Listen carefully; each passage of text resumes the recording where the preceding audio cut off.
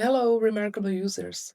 Nearly 5 years, that's how long we have been waiting for screen share to be also available on web.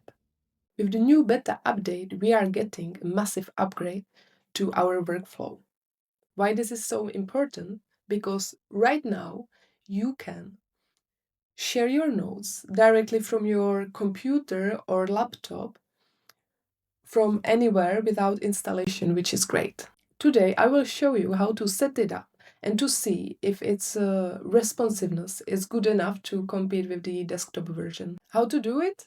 There are 3 simple steps and I will guide you through all of them. So first, you need to log in to the web. Of course, it's good to mention, when logging to the website, you have to be part of the beta program. And now you see the brand new share button on the left side. You can click it and next. On your reMarkable, when you are on your file, click 3 dots, share, and share your screen. You can do this also directly from your home screen.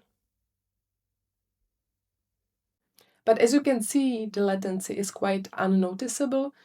It's very responsive, and you have also some nice features that you can use with it. So now the features that I've been quite interested in. First, you have like full screen sharing option. The second is that you can use something like laser tag, where you can circle or point or write something to highlight when you are not on your reMarkable. And the third one is that you can just zoom in, zoom out as you need.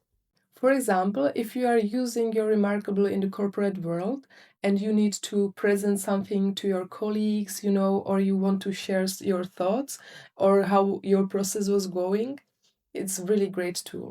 If you're looking for your presentations to look even more professional, or you are looking for some productivity tools, or how you can better organize your days, you can check out our latest reMarkable templates.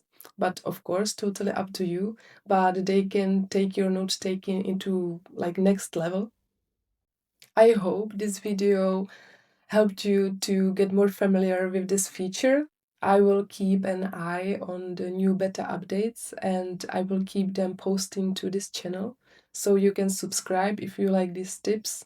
So if you're looking for some particular feature or you're missing some instructions on how to use your reMarkable, please drop the comment in the video below. I'm really looking for some more guidance or to create the content directly for you. So thank you so much and see you in the next video.